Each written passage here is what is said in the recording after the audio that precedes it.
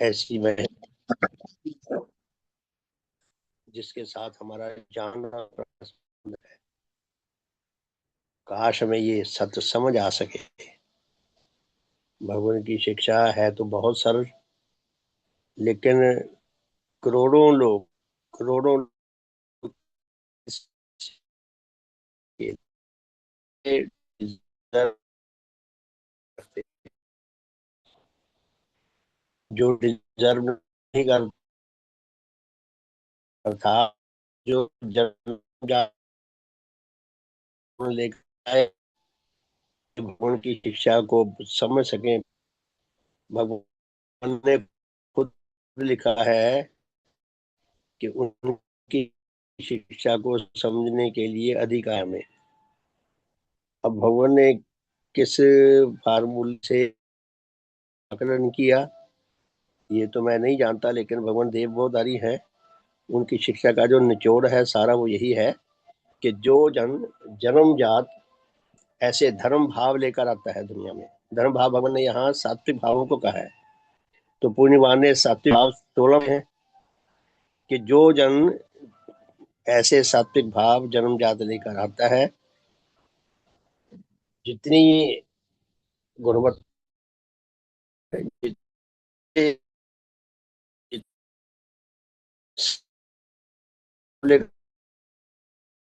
जिस जिस विषय में सात्विक भाव लेकर आता है उस विषय में तो उसका विकास हो जाता है। और वो भी तब जो उसको ऐसे वातावरण से भगवान से, वरना सात्विक भाव रखकर भी कई लोग सारी उम्र ऐसे गंवा देते हैं। वो सात्विक भाव जो आत्मा के अति मूल्यवान अंग हैं वो भी वेस्ट चले जाते हैं।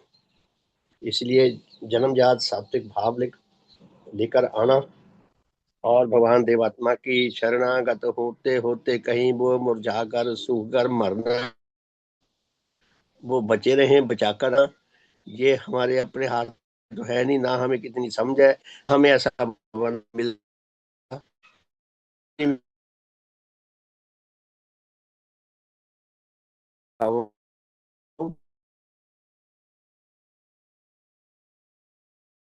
की सुरक्षा को बचाओ। और ऐसा कि जहाँ पे जाकर ऐसे प्रशिक्षण ले सके, लेकिन बाई चांस ही कुछ थोड़े बहुत बचे रह गए जैसे हम सब में, तो उसी के अनुसार हमें भगवान के श्री चरणों ने सब स्वभाव दिया। तो कुछ ना कुछ हमें शिक्षा भगवान की समझ भी आने लगी।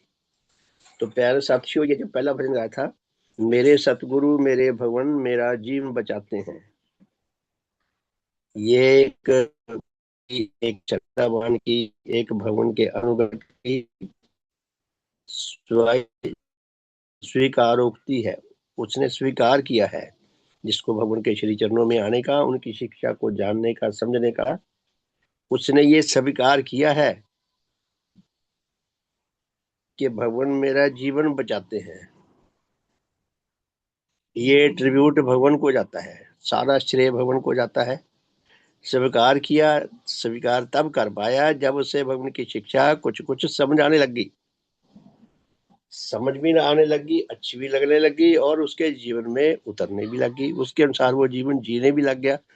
तब जाकर लंबे काल के बाद जाके उसने स्वीकार किया है। आप देखें जितने हम भगवान देवात्मा के सेवक हैं, जिनको किया, जब आप बनते आपसे करवाई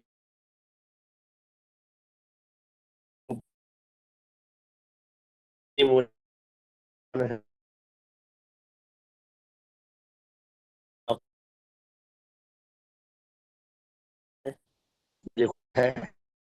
जब मुझे और विजय जी का तो आई गई, तो जब से मैं जा रहा था मुझे कुछ समझना सीखी।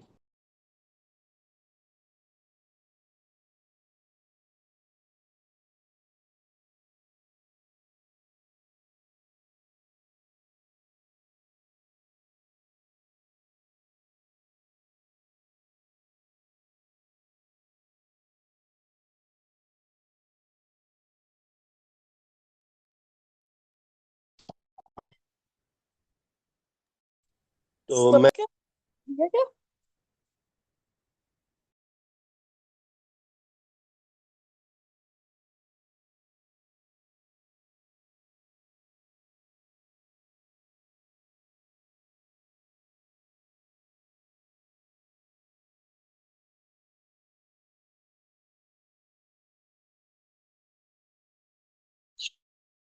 शुभ हो।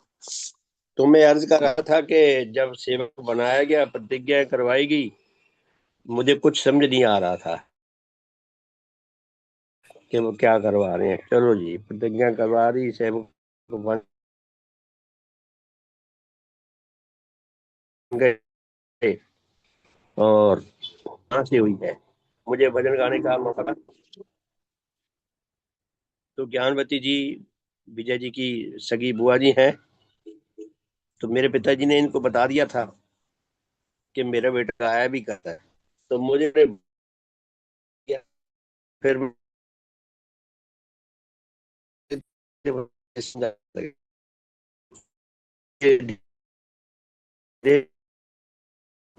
ये शिक्षा दिल में उतरती गई, उनमें उतरती गई। ये की जाए, इतनी काम है। मेरे सतगुरु, मेरे भगवान मेरा जीवन बचाते हैं। हम सबको पहले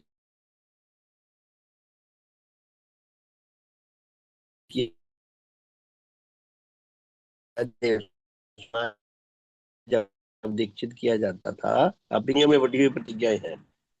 एक श्रेणी में है मूल वाक्य के विषय में, एक श्रेणी की प्रतिज्ञाएं हैं दान और नियत दान, और जो भी और किसी दान के लिए कोई वायदा करे उसको समय रहते पूरा करे भी। और चौथे प्रकार की प्रतिज्ञा है मोटे पापों के विषय में। तो मोटे पापों के विषय में 8 प्रतिज्ञाएं हैं। हम ध्यान से देखें, वो ये आप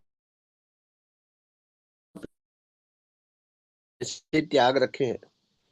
ऐसा नहीं कि मैं आज तक करता आ रहा हूं, मैंने आज प्रतिज्ञा कर ली, मैं छोड़ता हूँ, 2 दिन बाद जाऊंगा। जिसने 6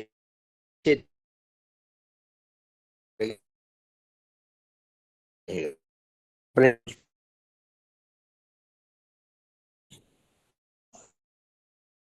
जो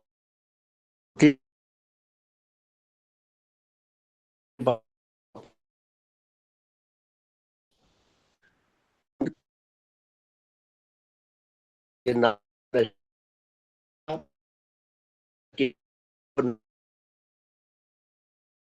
की, यानी कि 3 डायमेंशनल, 3 रूप है एक ही के प्रत्येक।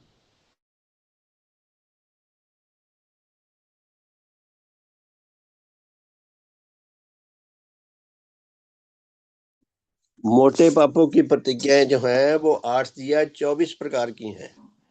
ना मैं नशे खुद करूंगा, ना किसी को दूंगा, ना किसी और को किसी और से दिलाऊंगा। तो ये प्रतिज्ञाएं करके कोई धर्मान नहीं बन जाता इंसान। लेकिन धर्मवान बनने के लिए ये पहला स्टेप है। जो पहले स्टेप पे फेल हो जाए वो आगे फेल ही फेल है, आगे नहीं चल सकता। तो हमारे ऊपर कितना उपकार हुआ है कि मोटे पापों को त्याग करके कितना हमारा धन बचता है, कितना हमारा मान सम्मान बचता है, कितना हमारे शरीर स्वस्थ रहता है। नहीं तो नशे करने वालों को तो शरीर ही रोगी हो जाते हैं। और कितना हमारे परिवार का अपमान होता है। कई बार बच्चे पढ़ लिख नहीं सकते, उनकी एजुकेशन सही नहीं हो पाती। कितने प्रकार की हानियां हैं, और सबसे बड़ी सबसे भयंकर हानियां हैं आत्मिक जीवन की। आत्मा रोगी होकर मरने के कगार पे पहुंच जाता है। तो कितना भला हुआ है, भगवान देवात्मा हमारे परमोपकारी हैं। और देखिए कमाल की बात है, जब तक भगवान के मिशन के साथ जुड़े रहेंगे तब तक मोटे पापों से बचे रहेंगे। हम आज ही समाज को छोड़ दें तो 4 6 महीने में कोई ना कोई पाप फिर दोबारा लग जाएगा।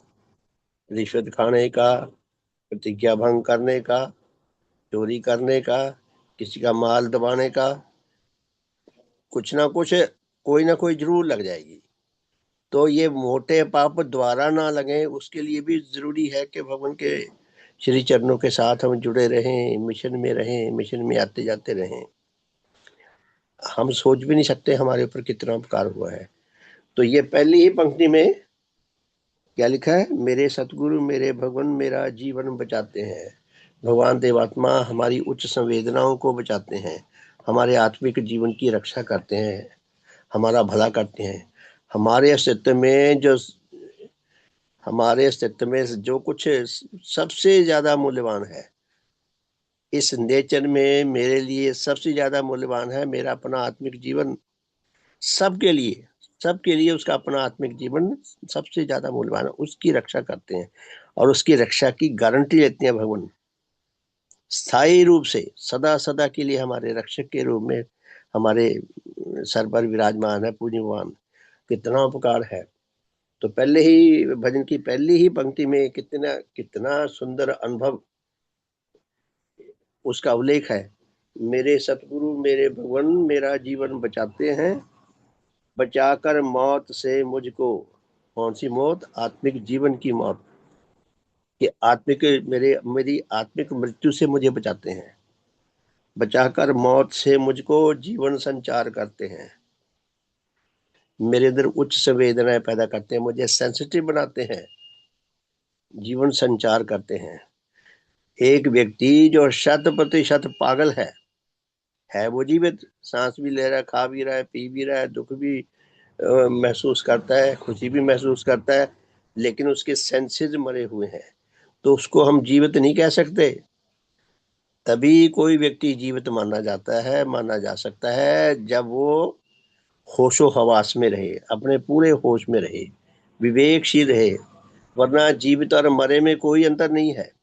तो भगवान हमें होशमंद बनाते हैं। तो इस भजन के चौथे पद को देखें। इसमें दिया अहित का बोध दे मुझको, व हित का प्यार दे मुझको।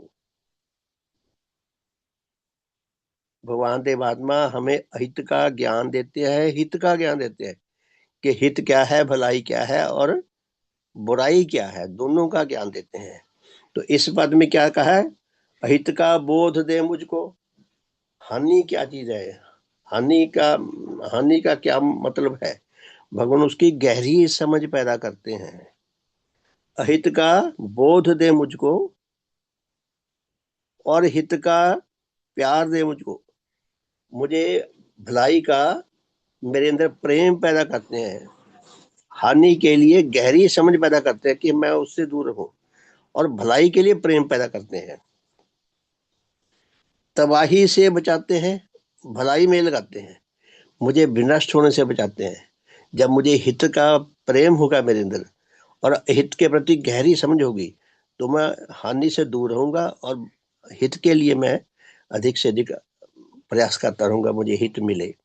और ऐसा जब हमें ज्ञान और बोध मिलता है, समझ मिलती है, तो उससे क्या होता है? हम विनष्ट होने से बचते हैं, तबाही से बचाते हैं और उसकी तुलना में उलट भलाई में लगाते हैं। भगवान ने हमें सही समझा दिया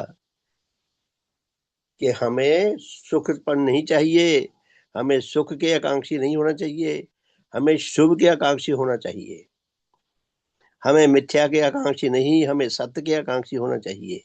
सत्य के आकांक्षी के लिए जितनी सत्य के माध्यम से भलाई मिलती है, वही उसके लिए श्रेष्ठकर है, वही उसके लिए श्रेष्ठ है।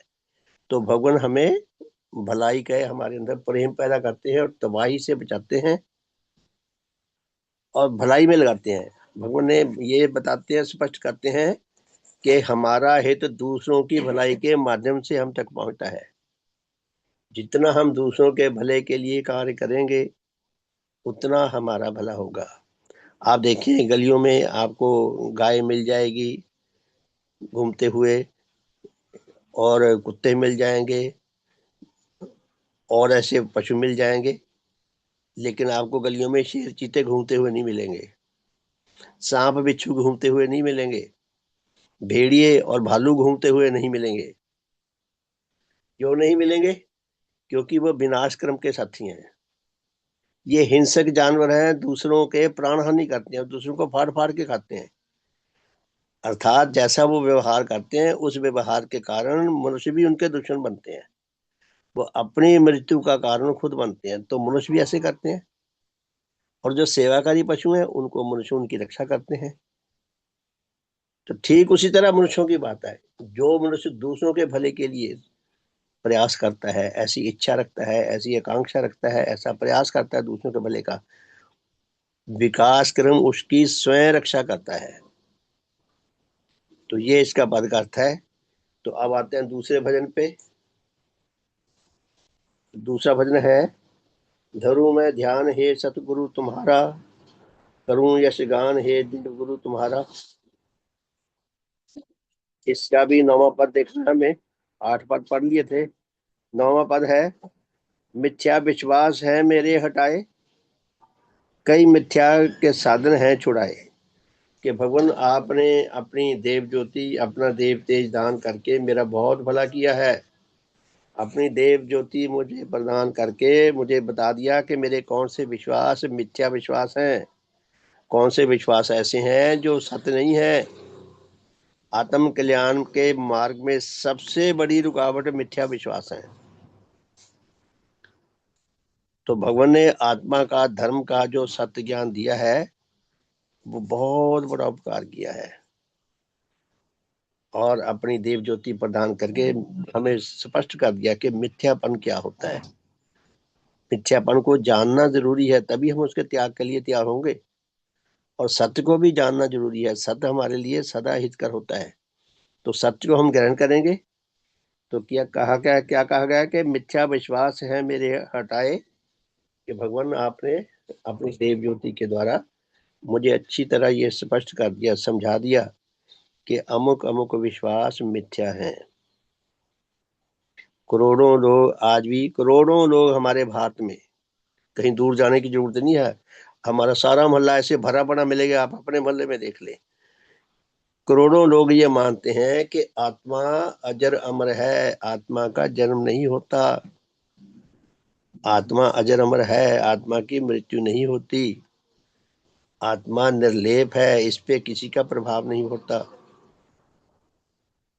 ये अगर बातें हमें सत्य लगने लग जाए तो हम कुछ भी खाए पिए जाए कि आत्मा को रोग तो लगना ही नहीं। अगर कोई मुझे ये समझा दे कि शरीर को कुछ करते रहो आप, इसको रोग नहीं लगेगा, तो इंसान बचने की कोशिश नहीं करेगा, खूब मौज उड़ाने की कोशिश करेगा। वो कुछ खाए पिए जाए, कुछ करे जाए, शरीर तो ठीक रहना, ऐसी रहना। अगर हमें पता हो कि शरीर की हानि हो जाएगी अगर इसके साथ हमने बुरा व्यवहार किया, यदि हमने इसको उचित और पौष्टिक भोजन समय समय पर नहीं दिया, दवाई वगैरह नहीं दी, एक्सरसाइज नहीं की, योगासन वगैरह साफ सुथरे वातावरण में जाके श्वास नहीं लिए, प्रसन्न नहीं रहे, स्वस्थ रहने के जो नियम है उनको अगर हमने पूरा नहीं किया, तो हमारा शरीर रोगी रहेगा, स्वस्थ नहीं होगा।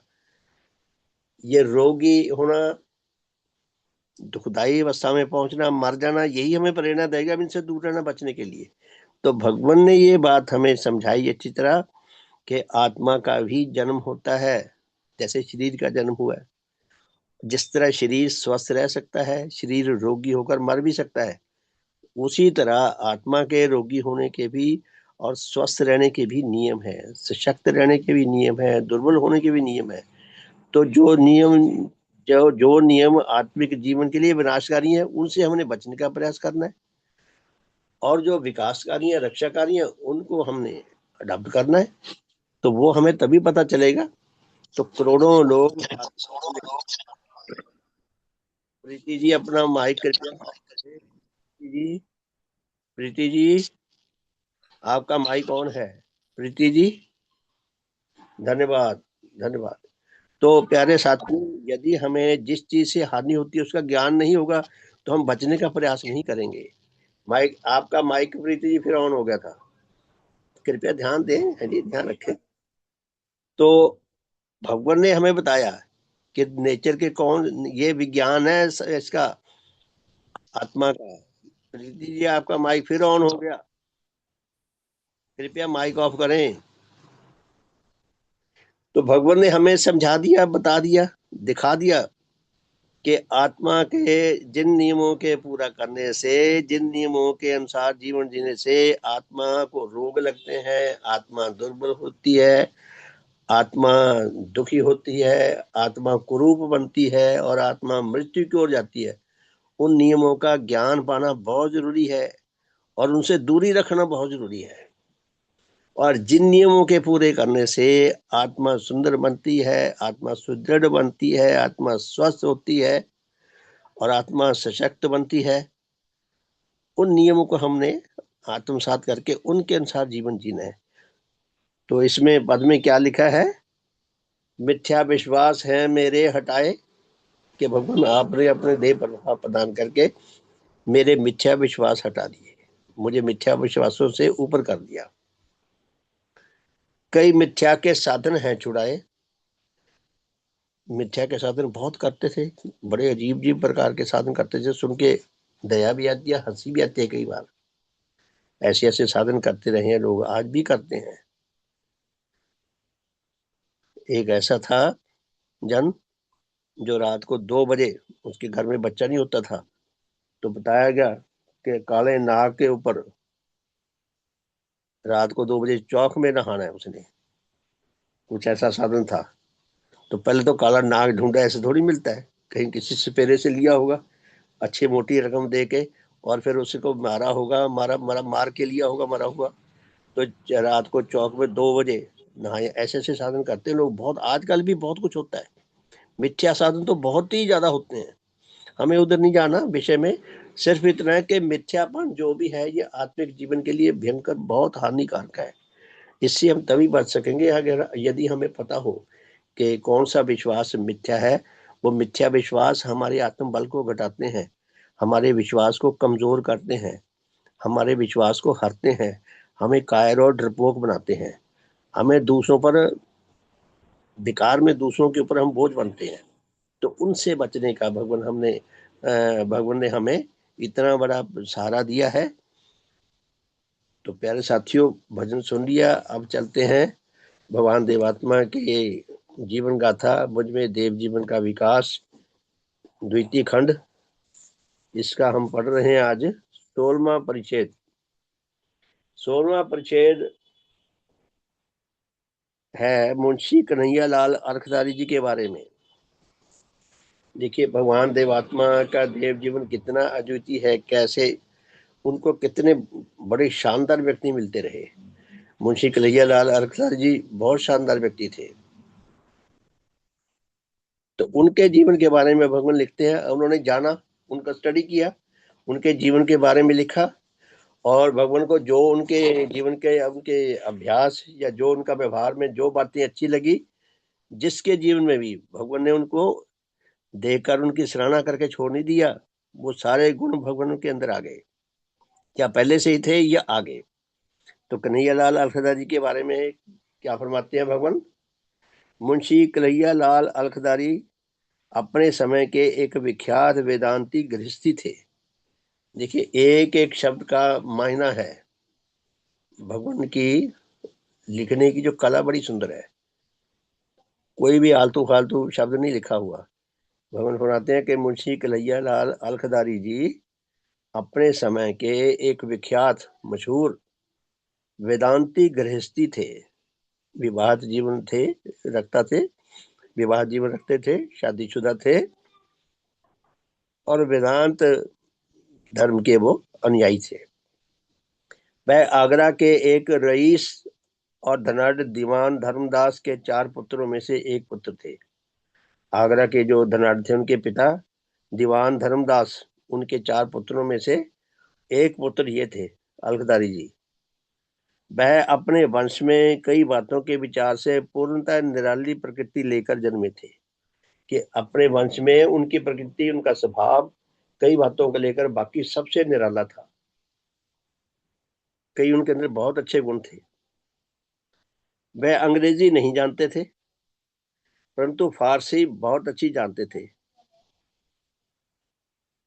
वह चिंतनशील थे, विचारशील थे, अच्छा विचार करते थे और अपनी स्वाधीन चिंता के अनुसार, यानी कि अपने आजाद चिंतन के आजाद आजाद किसी के नीचे दासत्व के बोझ से दबकर नहीं, अपनी आजाद चिंतन के द्वारा जिस बात को ठीक समझते उसी को ठीक मानते थे। हम सब में ये अंतर विवेक होना चाहिए। भगवान हमें यही तो सिखाते हैं कि हम खुद निर्णय लेने के योग्य बने। अगर हम निर्णय लेने के योग्य नहीं है तो जो निर्णय लेने के योग्य है फिर हम उससे गाइडेंस लें। तो क्या लिखते हैं भगवान, ये एक बहुत अच्छा गुण है कि वह अपने स्वाधीन चिंतन के अनुसार जिस बात को ठीक समझते उसी को ठीक मानते थे, और किसी ब्राह्मण व पंडित व पुस्तक की जो बात उन्हें ठीक मालूम ना हो, तर्क की दृष्टि से देखो, जो बात पुस्तक में चाहे किसी पुस्तक में लिखी हो, जो बात तर्क की दृष्टि से ठीक नहीं है वो त्याज्य है, वो मानने योग्य नहीं है जब तक वो हितकर ना लगे।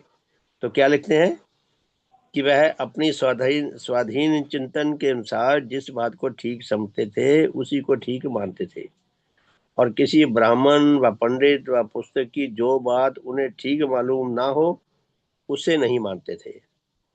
चाहे किसी ग्रंथ में लिखी हुई हो कोई बात, चाहे किसी कहने वाले तथाकथित विद्वान ने कही हो, चाहे किसी ने कही हो, जो बात उनको ठीक नहीं लगती थी उसको नहीं मानते थे। वह किसी संबंधी व मित्र व किसी अन्य जन के डर से अपने किसी मत को छुपाकर व कुछ का कुछ बताकर कपटता का घृणित आचरण प्रदर्शन नहीं करते थे। वो कपटी नहीं थे, धोखा नहीं करते थे, कपटता नहीं करते थे। किसी ने कोई बात कही, कोई बात बताई, अगर उनके मत के अनुसार वो बात ठीक ना हो तो वो उसको नहीं मानते थे।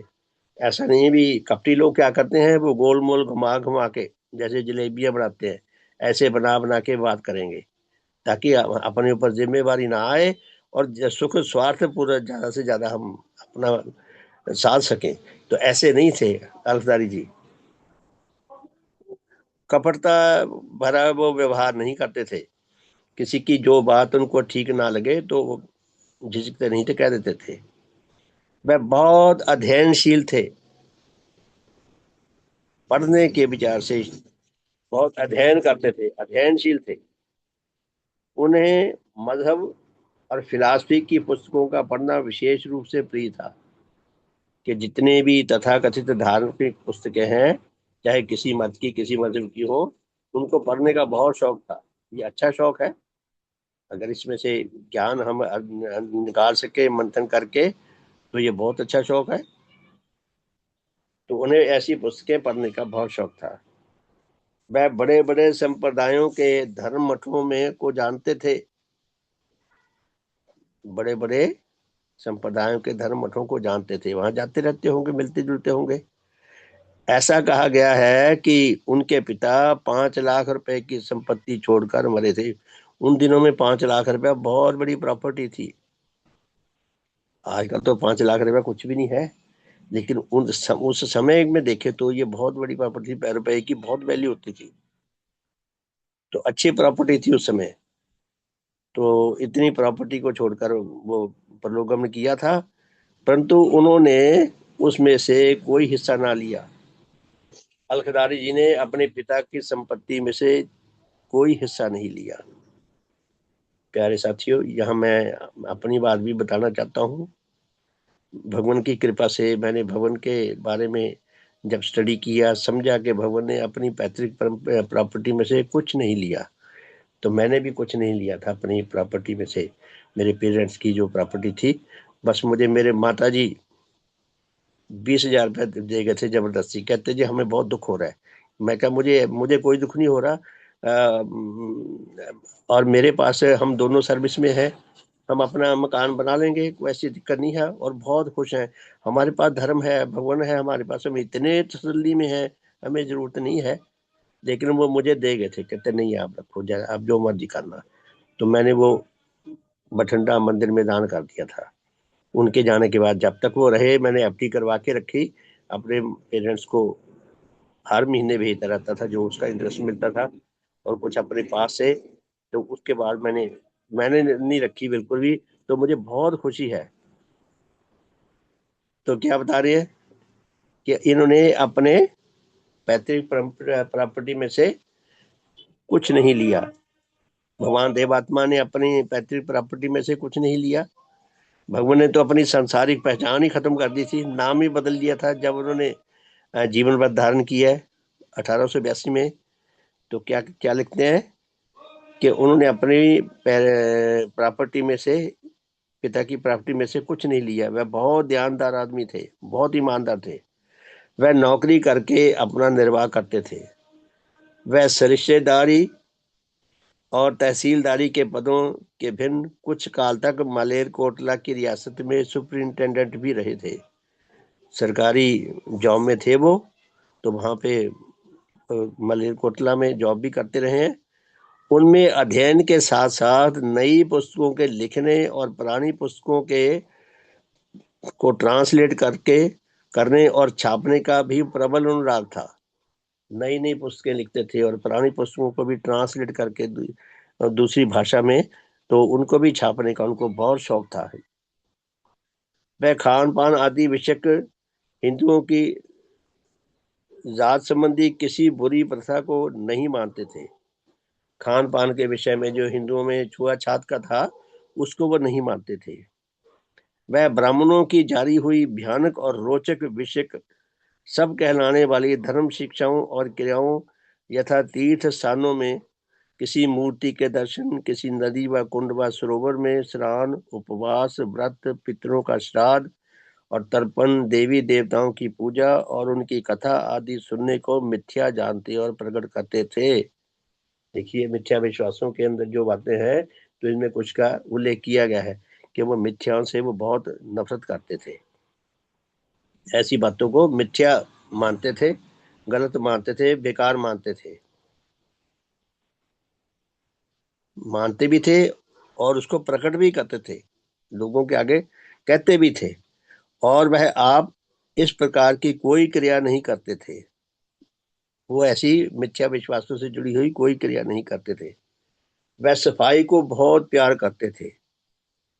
सफाई, साफ रहना, सफाई को प्यार करना, ये भी एक बहुत सुंदर आत्मिक गुण है। वह वह सफाई को बहुत प्यार करते थे और मेज पर खाना खाते थे। ये उन दिनों में की बात है जब लोग पटड़ी पे खाना खाया करते थे। तो अंग्रेजों ने ये चलाया बहुत ही अच्छा। ये हमारे जो बॉडी पोस्चर है, जो हमारी बॉडी का जैसा डिजाइन है, उसके अनुसार अंग्रेजों ने मेज और कुर्सी बनाई। कुर्सी पे जब बैठते हैं तो हमारा बॉडी पोस्चर जो है ये बहुत ठीक रहता है और बहुत देर तक बैठ के काम कर सकते हैं। तो अंग्रेजों ने दिया, नहीं तो जमीन पे बैठ के करा करते थे। हमारे देश में ये प्रचलित थी बातें ये। तो कहते वो मेज कुर्सी पर बैठकर खाना खाते थे।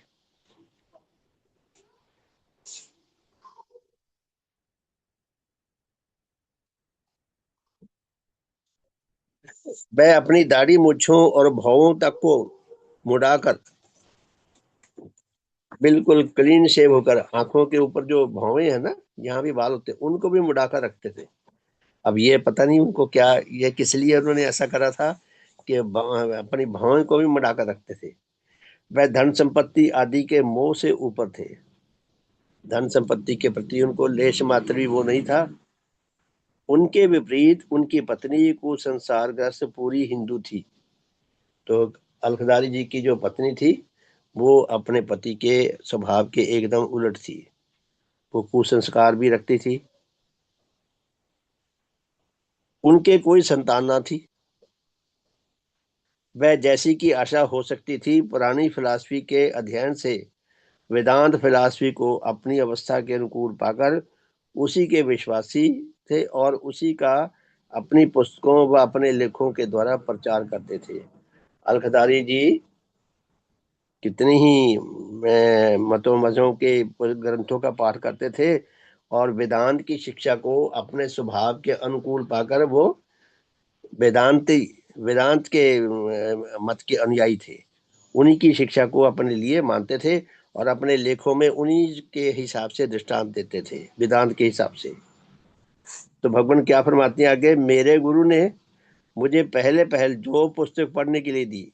ये शायद ऋषि जी की, महाराज की बात कर रहे हैं भगवान, कि मेरे गुरु जी ने, ऋषि जी महाराज ने मुझे सबसे पहले जो पुस्तक पढ़ने के लिए दी थी वह इन्हीं अलखदारी जी की उर्दू में तर्जुमा की गई भगवत गीता थी। कि अलखदारी जी ने उर्दू से ये उर्दू में गीता जो ट्रांसलेट की थी मुझे यही दी थी उन्होंने।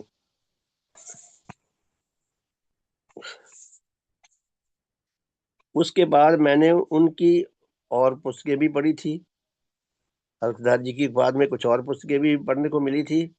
उपरोक्त गीता में उन्होंने ब्राह्मणों की प्रचलित की हुई कितनी ही मिथ्या प्रथाओं आदि के संबंध में जो अपने नोट दिए थे उन्हें पढ़कर मेरे भीतर उन मिथ्या बातों के प्रति घृणा के जागृत होने में मुझे बहुत सहायता मिली थी, जिसके लिए मैं उनका बहुत कृतज्ञ हूँ।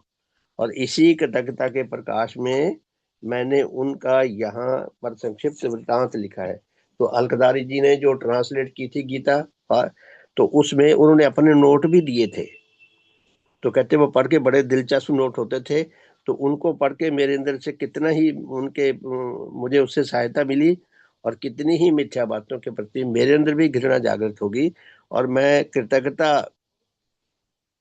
का ज्ञापन करते हुए कृतज्ञता स्वरूप मैं अलखदारी जी का जीवन यहाँ इसीलिए ही भी दे रहा हूँ।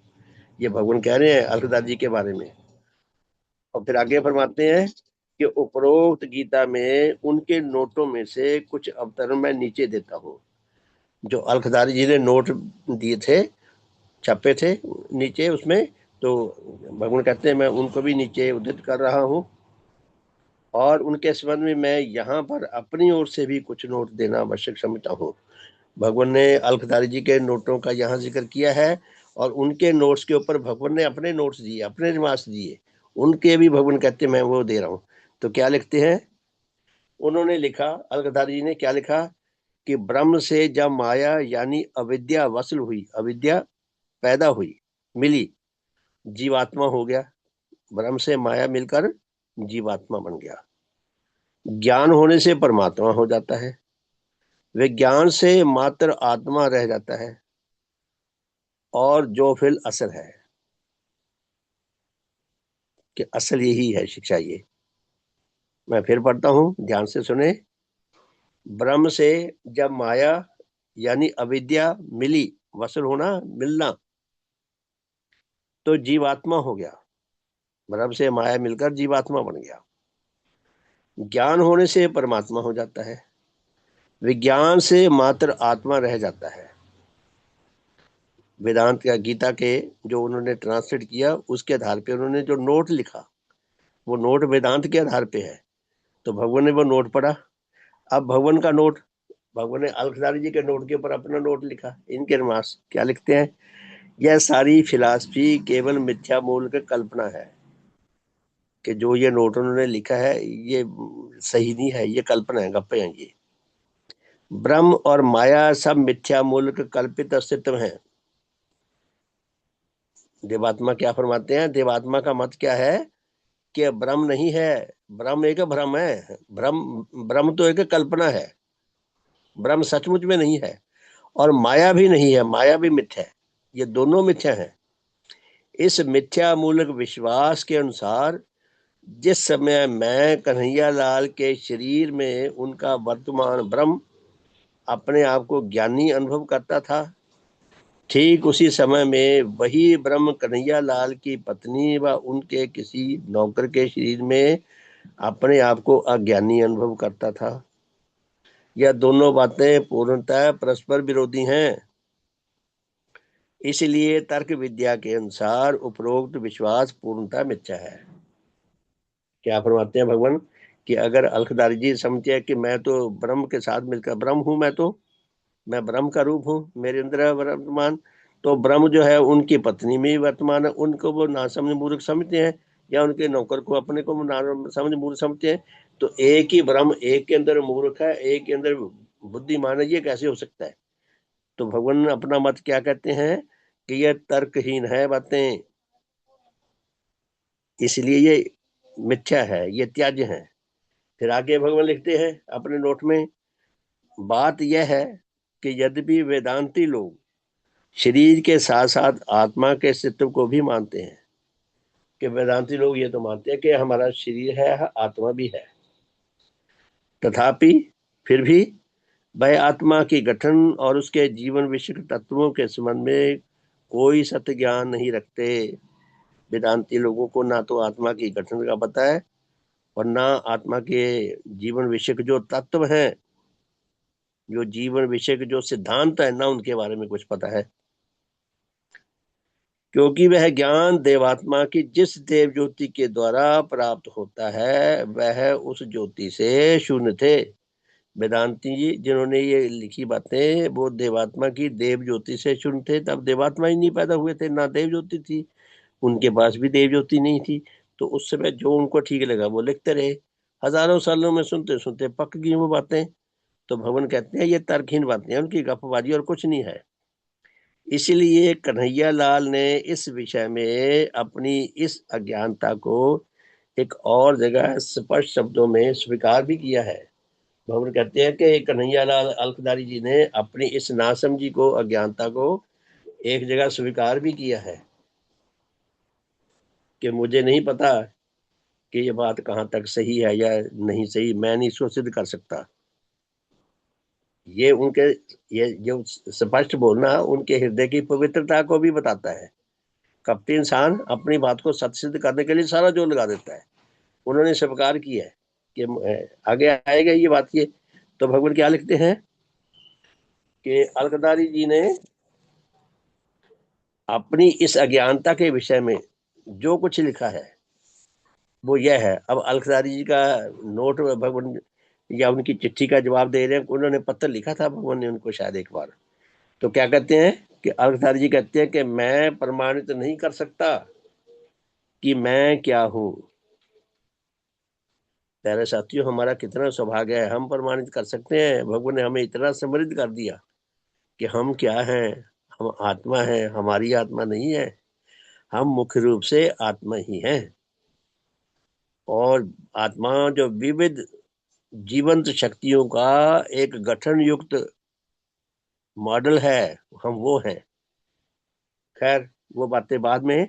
तो क्या अलखदारी जी की नोट्स के बारे में क्या लिखते हैं? अलखदारी जी ने लिखा है कि मैं यह प्रमाणित नहीं कर सकता कि मैं क्या हूँ, क्या करता हूँ और क्या परिणाम मेरे सामने आएगा। मैं जो कुछ करता हूँ उसका मुझे फल क्या मिलेगा, परिणाम क्या आएगा, शरीर क्या है और जान क्या है। हरकत देने वाला, हरकत का मतलब मूवमेंट देने वाला, हरकत देने वाला और उनको मिलाने और मुतफरिक करने वाला कौन है? मिलाने वाला और बिछड़ने, उनका बिछड़ने का, उनको अलग करने वाला कौन है और कहाँ है? देखिए कितने प्रश्नों को उन्होंने लिखकर स्वीकार किया कि मैं इनके बारे में कुछ नहीं जानता। विद्वान भी थे, वेदांती भी थे और बहुत वैराग्य का स्वभाव भी रखते थे, बड़े शुद्ध पवित्र आत्मा थे और साथ में अपनी अज्ञानता को भी स्वीकार करते हैं। आगे क्या लिखते हैं अलखदारी जी? कहते प्रमाणित करना तो बहुत दूर की बात है, मैं अपने अस्तित्व से बेइल्म हूँ, मैं अपने अस्तित्व के बारे में कुछ नहीं जानता, अज्ञानी हूं मैं। ये भी स्वीकार किया। तो आगे भगवान क्या लिखते हैं कि अब जब तुम अपने इस इकरार से मुवाफिक अपनी हस्ती अर्थात अपने अस्तित्व के विषय में कोई सत्य ज्ञान नहीं रखते और ना यह जानते हो कि तुम्हारा यह शरीर क्या है और उसे कौन हिलाता जुलाता है, और इस हरकत या इस मूवमेंट को देने वाला तुम्हारे शरीर के साथ साथ क्या और किस प्रकार का संबंध है, कौन हिला रहा है तुम्हारे शरीर को, उसके साथ क्या संबंध है, तब तुम अपने आप को आत्मज्ञानी कैसे कहते हो? आत्मज्ञानी कोई कहे अपने आप को और एबीसी तक आए ना, तो कहते तुम आत्मज्ञानी भी कहते हो और तुम इतनी बातें जो ये तो बेसिक बातें हैं इन्हीं का नहीं पता। क्या इस विषय में पूर्णतः अज्ञानी रहकर तुम्हारा वेदांत नामक किसी कल्पित मत पर विश्वास करना उसी प्रकार का अंधविश्वास नहीं है जिस प्रकार का अन्य नाना संप्रदायों के लोगों में अपने अपने मतों के संबंध में पाया जाता है, भगवान अलखदारी जी को कहते हैं कि जैसे और मतों के जितने भी अनुयायी हैं वो अंधकार में बुरी तरह ग्रस्त हैं, क्या आप भी उसी तरह बुरी तरह ग्रस्त नहीं है? आप काहे के वेदांती हैं? जब आप किसी बात के बारे में सच्चा ज्ञान नहीं रखते, सच्चा बोध नहीं रखते, निश्चय अन्य मतों के अंधविश्वासियों की न्याय तुम्हारा यह विश्वास भी केवल अंधविश्वास है कि जो लगातार अभ्यास के कारण यद्यपि तुम्हारी प्रकृति में रच बस गया है और इसलिए तुम्हें प्रिय मालूम होता है, परंतु वह मिथ्या है। प्यारे साथियों, एक बात हम हजारों बार सुन ले, रोज हमें सुनाता रहे, कोई धीरे धीरे धीरे धीरे अज्ञात रूप में वो हमारे अंदर बस जाती है बात, फिर हमें वो सच्ची लगने लग जाती है। तो भगवान यही फरमा रहे हैं उनको कि आप इस विश्वास को सुनते सुनते सुनते सुनते इसके इसलिए अभ्यासी हो गए कि आपके बाकी बातें हट गई, इसने आपके दिल में जगह बना दिया अपने लिए। इसी अंधविश्वास के प्रिय बन जाने पर उन्होंने अपने विषय में एक स्थान पर लिखा, भगवान सूचित करते हैं कि अलकतारी जी ने इसी विश्वास के आधार पर एक स्थान पर फिर लिखा, क्या फकीर को वेदांत से वह निस्बत है, फकीर को वेदांत से वह संबंध है जो भूख को ताम ताम से, भूख को आहार से और दीवाने को जुनून से। गो, ये उर्दू के शब्द है, गो यानी कि किसी के विचार में मेरा ख्याल सारा गलत हो सकता है। मैं मिस्र मजनू के अना लैला के जैसे, मजनू लैला का आशिक था और मिस्र मंसूर के मंसूर भी था, वो अनल हक का नारा दिया करता था। तो मैं कहता उन्हीं की तरह हूँ, मैं भी एक आशिक हूँ जैसे वो थे। कहा करो आपकी नहीं कहती, आप कहते रहो मुझे कि मुझे कुछ नहीं आता, मैं अज्ञानी हूँ, आप मुझे अज्ञानी कहते रहो चाहे। कहते कहा करो आपकी न्यायी, परंतु आपके मत के विरोधी और अंधविश्वासी भी तो अपने अपने मत को अपने लिए प्रिय अनुभव करने पर इसी प्रकार कहते हैं। अवतार जी कहते हैं कि आप मुझे कह रहे हैं कि मैं अंधविश्वासी हूँ, तो सारे मतों वाले अपने मत को सही, बाकी को सब गलत कहते हैं, वो भी तो ऐसा ही कहते हैं। परंतु जैसे इस प्रकार के कहने से वह आपकी दृष्टि में ठीक नहीं, वैसे ही इस प्रकार के कहने से आप भी किसी सत्य ज्ञानी की दृष्टि में ठीक माने व समझे नहीं जा सकते। कि जैसे बाकी धर्म मत दूसरों को गलत मानते हैं, आप दूसरों को गलत मानते हैं, वो भी तो आपको गलत मानते हैं, आप उनकी नजरों में भी तो ठीक नहीं होंगे। इसके भिन्न वेदांत मत अपने अनुयायियों को भले और बुरे कर्मों के संबंध में भी पूर्ण अंधकार की अवस्था में रखता है, क्योंकि एक और वह मत भले और बुरे दोनों प्रकार के कर्मों